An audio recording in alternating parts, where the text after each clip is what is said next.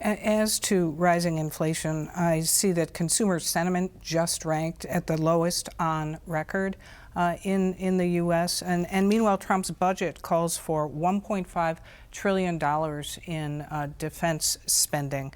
This would not be, I trust, a priority of yours. No, in fact, I think what the president said is we don't have money for things like childcare because he wants to put it into the Pentagon's budget, essentially, because he's wasting so many weapons right now while he's doing this war of choice in Iran. And, I think if you talk to the average person, certainly the average employer, childcare is far more important than what he's doing right now. So the fact that he doesn't understand, let's face it, he's the Epstein class, right? He's a really, really rich guy who is out of touch with what it is to actually live paycheck to paycheck, to pay a mortgage, to make sure you have health care for your family. Can you budget for a vacation? This guy hangs out at Mar-a-Lago and has roaring 20s style parties.